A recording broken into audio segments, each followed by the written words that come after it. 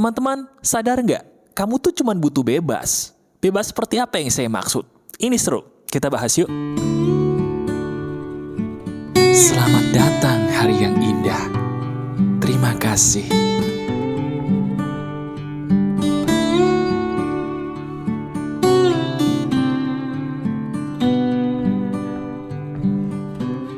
Halo teman-teman, apa kabar? Ada saya kembali, Aryan Surya, sahabat baik kamu dari Pagar Kehidupan. Benar, kamu ngerasa gak sih? Coba deh, lihat ke dalam diri kamu sendiri. Belakangan ini ada banyak ya peristiwa dalam hidup kamu sepertinya yang membuat kamu mohon maaf kehilangan yang namanya kebebasan. Enggak, kamu gak salah apa-apa kok, kita gak salah apa-apa. Ada banyak peristiwa dalam hidup kita yang memang harus terjadi dan akhirnya membuat kita jadi, maaf banget, belakangan ini marah-marah sendiri ya. Nangis-nangis sendiri, bahkan cenderung menyakiti diri kita sendiri. Nah sekarang, tenang aja. Ada saya Aryan Surya, sahabat baik kamu di sini. Yuk, saya bimbing kamu sebagai seorang sahabat yang akan mengeluarkan kamu paling tidak dari permasalahan sedikit-sedikit tapi pasti ya, yang membuat kamu bisa senyum lagi tuh kayak diri kamu yang dulu. Mau? Yuk kita bahas. Ini penting nih. Jadi gini teman-teman. Pertama, saya ingin ngasih tahu dulu satu hal yang penting banget yang selama ini kamu sering lupa. Tahu nggak apa? Betul, diri kamu ini pada dasarnya adalah orang yang dari sananya tuh udah hebat loh. Saya ulangi, kamu, iya, diri kamu yang mendengarkan suara saya ini, diri kamu tuh gak salah apa-apa. Sadar gak sih bahwa Tuhan itu menciptakan kamu sudah spesial, sudah luar biasa dari sananya. Jadi maksud saya mengatakan ini adalah, mulai sekarang berhenti ya. Berhenti mencari pembuktian bahwa kamu tuh hebat. Berhenti mencari pembuktian bahwa kamu tuh spesial. Gak usah deh nungguin orang lain muji kamu dulu baru percaya bahwa kamu tuh spesial. Gak usah deh kamu mencapai sebuah titik yang tinggi banget dulu, kemudian orang mengeluh-elukan kamu, memuji-muji kamu seperti yang kamu mau, baru di situ kamu merasa kamu spesial. Gak usah ya. Kenapa saya bilang gak usah? Karena itu kan yang membuat kamu jadi capek. Itu kan yang membuat kamu jadi tidak bisa bebas menjadi kamu sendiri. Bener gak? Hei, mau sampai kapan diri kamu begitu terus? Mau sampai kapan diri kita jadi orang yang gak bisa bebas? Coba, sekarang kamu renungkan perkataan saya berikut ini deh. Maaf ya sebelumnya kalau ini kembali nampar lagi. Gini loh. Pertama, saya ingin bilang, orang-orang di sekitar kita itu pada dasarnya sama kayak kamu. Sama kayak kita. Maksudnya apa mas? Mereka tuh dalam diri mereka banyak sekali luka. Saya ulangi ya. Mereka tuh orang-orang yang kemarin bikin kita sakit hati. Walaupun mungkin maksud mereka gak begitu ya. Tapi mereka ada banyak loh luka di hati mereka yang mereka gak bisa ceritain sama kita. Gak bisa diceritain sama kamu. Kita ambil contoh. Maaf nih. Orang tua kita deh. Orang tua kita itu adalah orang yang sangat luar biasa. Kita sama-sama setuju ya. Tapi kenapa ya ada banyak peristiwa dalam hidup kita mungkin yang membuat kita secara tidak sadar sakit hati oleh perilaku mereka. Betul. Di masa lalu orang tua kita pun menghadapi banyak peristiwa, tapi sayangnya mereka tidak menemukan pagar kehidupan. Kamu nih sebagai sahabat saya, iya, beruntung banget. Karena coba deh, baru sampai menit-menit awal aja, kayaknya dari tadi, hati kamu tuh sudah banyak mengangguk-anggukkan kepala. Betul gak? Di dalam diri kamu nih udah banyak perkataan, iya mas, betul juga mas. Nah, kenapa bisa begitu? Karena apa yang saya katakan ini ya relate banget sama kamu. Nah sekarang bayangin deh, diri kamu aja yang sudah sehebat ini masih butuh dibantu kok. Sama saya sahabat kamu di Pagar Kehidupan. Bagaimana dengan orang tua kamu? Bagaimana dengan orang-orang yang menyakiti kita? Mereka tuh gak ada yang bantu, kasihannya. Nah sekarang saya ingin kamu tahu satu hal. Obat untuk diri kamu itu cuma 2. Yang pertama apa mas? Yang pertama, bebaskan diri kamu. Yang kedua, janji untuk tetap bebas. Saya ulangi, obat diri kamu untuk masalah hidupmu yang apapun bentuknya cuma dua. Apa itu mas? Bebaskan diri kamu, itu yang pertama. Yang kedua, janji ya untuk tetap bebas. Nah, bebas itu yang seperti apa mas? Apakah saya harus melanggar hukum? Tidak. Apakah saya harus melawan orang tua? Oh jelas tidak. Terus bebas seperti apa yang mas Aryan maksud? Tolong jelaskan mas. Nah ini yang menarik, lucu tapi menampar. Bebas yang saya ingin kamu lakukan itu sederhana. Pertama, kamu janji ya untuk tidak lagi menahan apapun yang ada di batin kamu. Apapun yang ingin kamu keluarkan di batin kamu, keluarin aja dulu, nggak usah ditahan. Saya ulangi, coba lihat kondisi batin kamu sekarang. Lihat kondisi batin kita sekarang. Nah, perasaan apapun yang ada di batin kita saat ini, itu keluarin dulu. Tapi ada syaratnya. Keluarinnya jangan di depan publik. Jangan sama orang lain. Keluarinnya di mana? Di kamar, di bawah bantal. Misalnya, entah kenapa mas, saya udah gak tahan mas. Saya pengen banget nangis. Ya udah nangis. Tapi kan saya laki mas, udah gede lagi. Lah terus kenapa? Kata siapa seorang laki-laki tidak boleh menangis? Oh, berarti kalau laki-laki nangis, itu hukumnya apa? Tidak laki-laki lagi gitu. Yakin? Coba kamu nangis sekarang. Masih ada nggak tuh barang? Barang apa mas? Barang yang menunjukkan kalau kamu laki-laki. Masih ada nggak? Apa terbang? Loh kok ketawa? Terbang apa masih ada? Coba lihat. Nangis deh sekarang. Masih ada kan itu barang? Lah kalau masih ada itu barang, berarti kamu tetap laki-laki.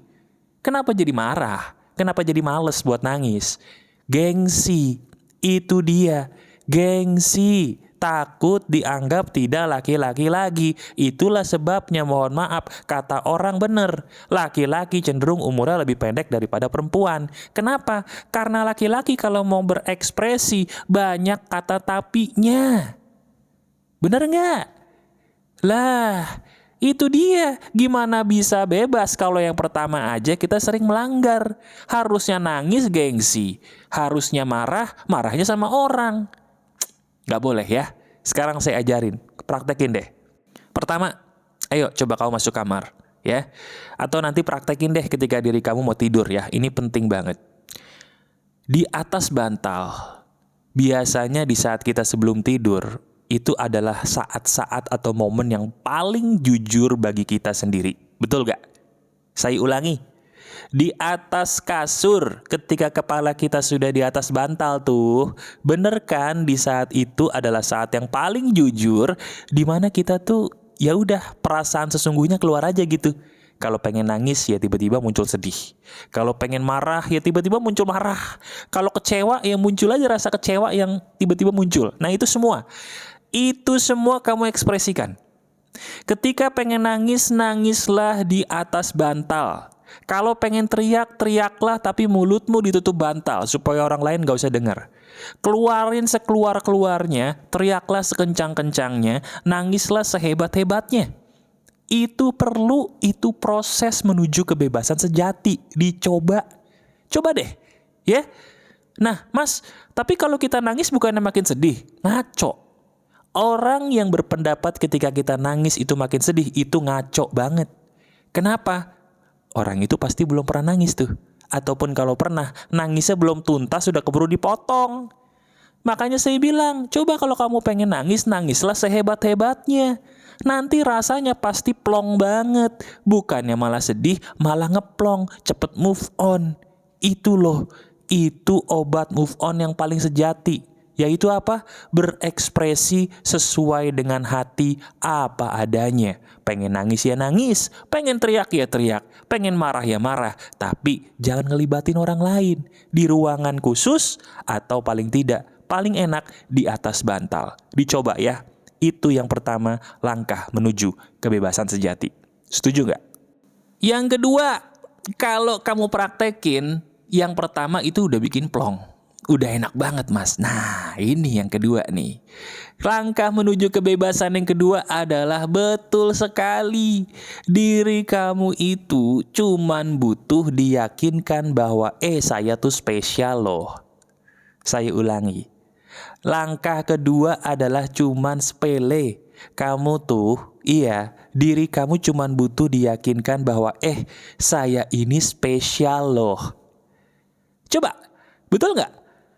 Kalau seandainya setiap hari kamu yakin bahwa kamu tuh spesial, kelar nggak masalah hidup kamu? Jujur deh, kelar ya?